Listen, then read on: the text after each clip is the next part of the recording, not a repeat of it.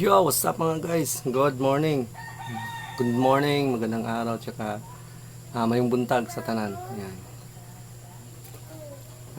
Today is January 20. Mga guys. For today's vlog mga guys, yun. Bababa tayo ngayon sa bayan mga guys dahil mabibilin tayong gamit sa bata sa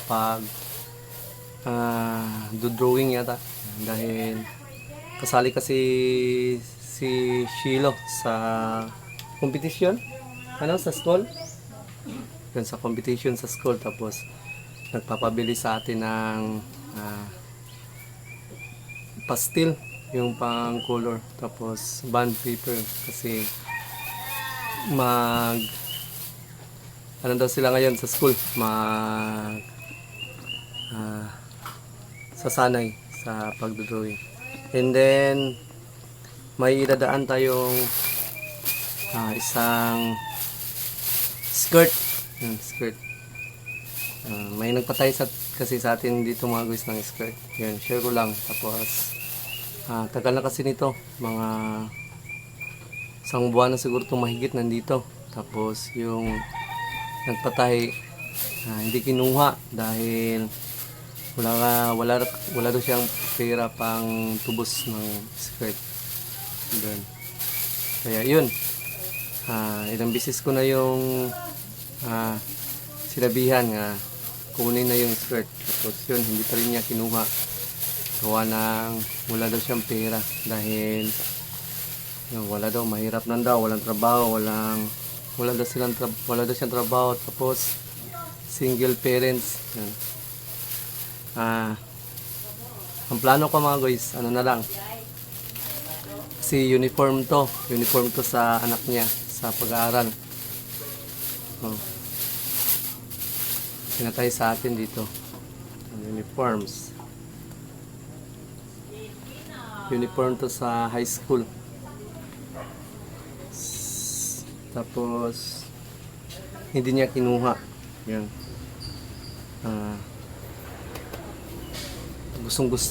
Kasi alam ko gusto nila sana magpatay talaga para may magamit, pero hindi naman nila kinuha dahil wala daw silang pera.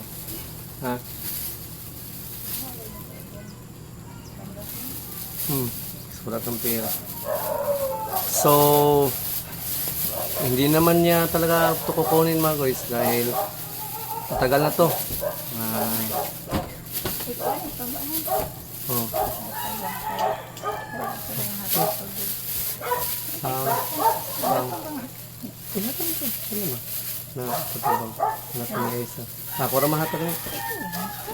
So yun mga guys,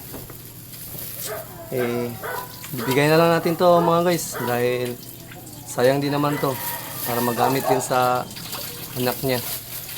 Yun, ihatid natin to mamaya pagbaba natin. Of course, diretso tayo dun sa bayan dahil yun, bibilhin tayong mga gamit sa bata sa gagawing competition sa school. Din sa nagtatanong mga guys doon sa jobs na sana pumunta ako kasi kahapon sa doon sa office kasi hindi pa tayo pumunta ng Batangas, nag-deliver kasi tayo mga guys. So yun, napunta tayo ng Batangas, mga mag-isang buwan na siguro din tayo walang delivers. Tapos pinuntahan ko kahapon sa office, mangumusta lang sana kung anong status natin doon, kung makakabalik ba agad. So yun, dismayado dahil hindi tayo napaunlakan ng manager kasi busy daw. Yan. Yun, hanap na lang tayo ng mga ibang trabaho na pwede nating pasukan. So yun, napagdesisyonan ko na lang na kasi sila papa dito, tapos sila Bogarts nagkukupra naman. Yun, sinabihan ko sila na pwede ba akong sumama. Kaya natin yung natrabaho mga guys dahil sanay din naman tayo dyan sa bukid. Hindi naman talaga tayo lumaki sa marangyang buhay. Ayan. Tapos sabi ni Papa, okay daw, kasama ako. So, yun. Yun na lang muna yung papasukin nating work. Tapos, vlog. Magbablog tayo ng magbablog. So, yun mga guys.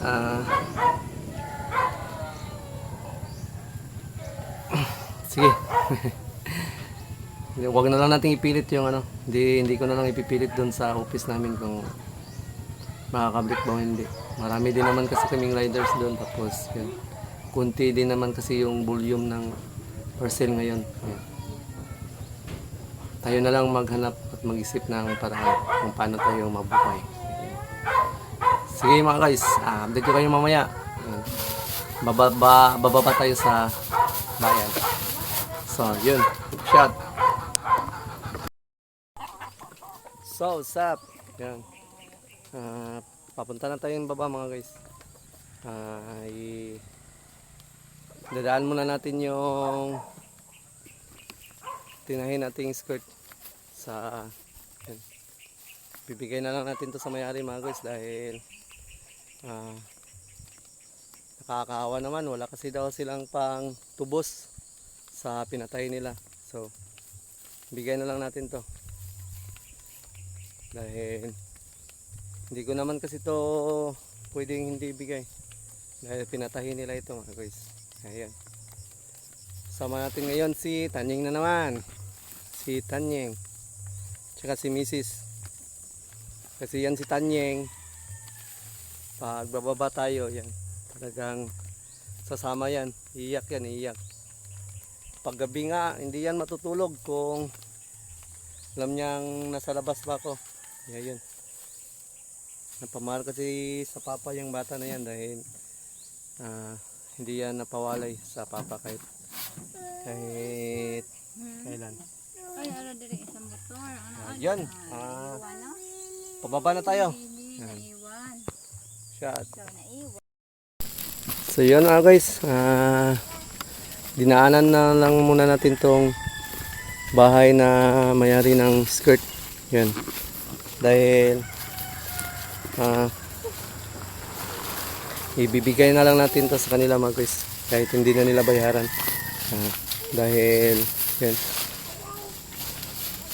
kailangan kasi itong magamit sa nag-aaral.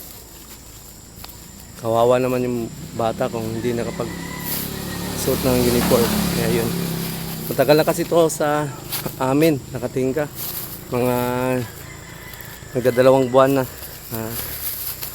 hindi nila kinuha dahil wala daw silang pera. Yun. Sayang naman kung nakatingin ka sa bahay. Ibibigay na lang natin. Nandito tayo ngayon sa bahay nila. Dahil pinuntahan ko kasi mismo yung bata dito. Yung sinukatan ko. Dahil gusto ko talaga ding matahian ng uniform yung bata. Kasi pag sa bata talaga nakakaawa. Nakahawa kasi tayo. Yan. Dito na tayo sa bahay nila. Kuna na. Ano sila yung mga hero din eh. Ayo. Ayo. Hoy. Asa yung mama? Wala diri ah. Kisa naman ikaw ba nung ikaw ra isa? Ako bangor. Asa yung mga ate katong tagiyan? Hindi ko nga. Sa palda. Ha? Doon nagpatay sa palda. Wala. Oo naman. Kamura doon ang bilin? Wala kay klase. Ha? Ano lang makan eskwela? Kay? So, yun mga guys, nandito tayo sa bahay na nagpatay dito tapos mga bata lang yung naabutan natin. Yan. Kamu lang do ha? Yan. Dalawa lang pala sila. Tapos nagtrabaho kasi yung mama niya. Di ba nakay ate nag-eskwela high school? Oo. Nag-eskwela ron wala? Eskwela. Di ba? Ayun. Yung ate niya yung may-ari ng palda na skirt na tinayan natin. So, ibibigay na lang natin to sa kanila. Ingay mo mama. Yan. So, mga guys, ito yung skirt na uniform ng ate niya. Ulit ito eh. So, yun mga guys, ibibigay na lang natin to sa kanya. Sabihan mo lang si mama ni mo na okay lang kahit di bayaran ha. Hindi na niya intindihin yung yung pambayad. Sabihin mo kay mama mo. Yan. Ibibigyan na natin kasi matagal na din yun sa bahay mga guys. Tapos yun. Unsa man yung manghod? Special? Special child?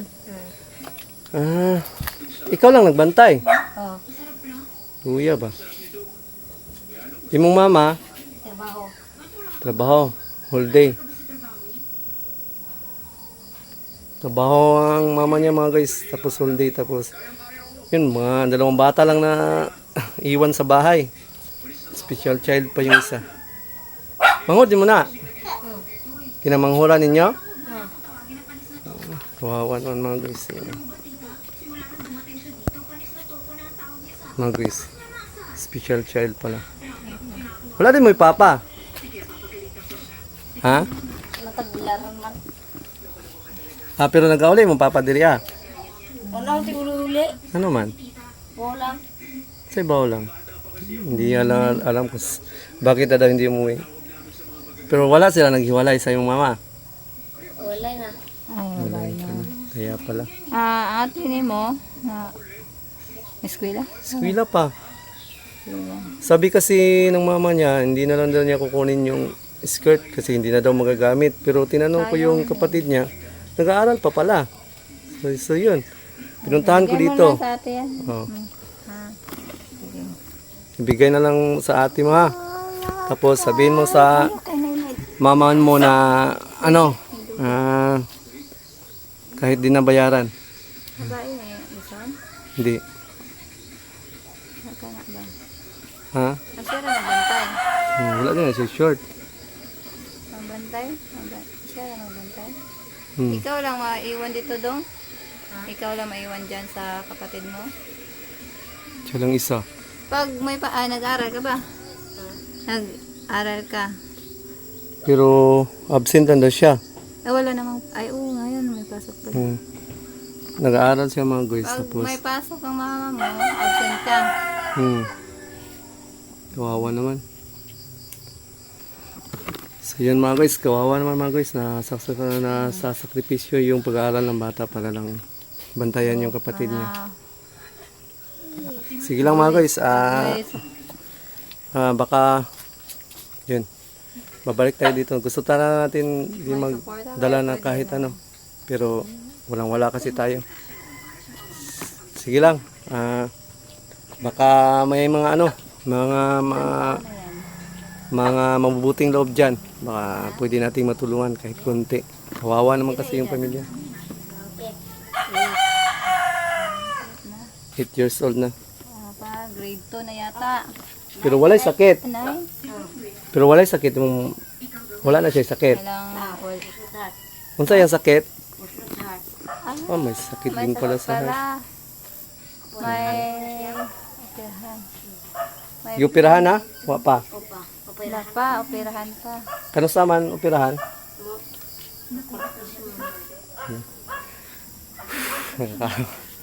Nakakaawa yung kalagayan nila mga guys. Kaya yun. Pinuntahan kasi natin dito dahil sabi palagi walang pera daw. Hindi niya kukunin yung skirt dahil walang pera. Pero yun, sinadya natin yung bahay niya. Ngayon lang natin nalaman yung tunay na kalagayan. Wala na pala sila ding papa kasi yun, tinanong natin yung bata, naghiwalay na. Ngayon, solo parents na siya. Gusto ko sana din makausap sana yung mama nila, kaso busy dahil yun, ang single parents, naghahanap buhay. Ayun, hindi natin na kausap. So yun mga guys, dinaanan lang natin sila dito. Hindi natin alam kung anong tunay talaga na kalagayan nila. Yun, nalaman natin. napaka din. Napakatindi Napaka, ang problema. yan. Pasalamat pa rin tayo sa Lord. Yan. Baka may mga ano dyan, mga guys. Matulong kayo. Ako gusto kong, tumulong ako. Pero, yung, Kunti lang. hindi pera. Yung sa lakas ko na lang yun, tsaka sa materialis sa skirt. Pero kung sa inyo, kung gusto nyo, May matulong. sige lang, tulungan natin mga guys. Kawawa yung kalagayan nila mga guys. Yung bata. So, yun, diretso tayo sa Ayan. sa bayan. Yan. Doon tayo sa bibili tayo ng ng bata. Yun. Kakawa. So, ato na mi, Dong. Dong, ito kami. Hoy. Ito kami ha. Kisa pangalan nimo? Nga ano nimo? Kisa pangalan nimo? Chris J. Chris J. Imong manghod? Jan Vic. John Vic. Sige lang. Sige lang mga guys. Babalik tayo dito. Balang araw, babalik tayo dito. At sabi ha, hinanalangin mong mama nga. Sige. Ihatag naman to na akong palda ha. Bahalag walay bayad ha. Salamat ka. Oo. Luya po sa lahat. Kawawa yung bata mga guys. Dahil nasakripisyo yung pag-aaral niya para lang sa kapatid niya. Dahil yung magulang niya nagtatrabaho. Single parents lang kasi.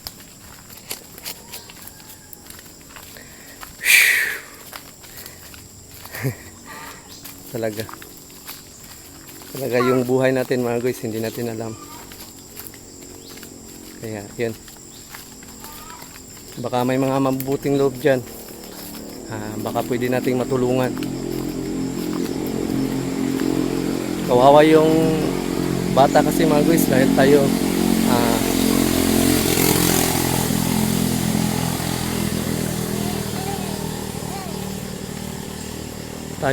nagsisikap tayo na mapaaral yung anak natin tapos may nakikita natin na ganun yung kalagayan.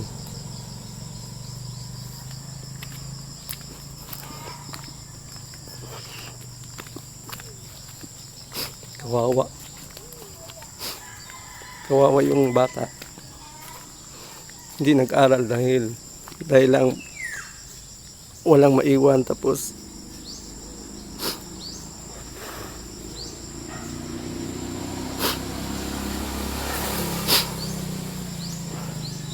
sige matapang tayo mga guys pero pag sa bata talaga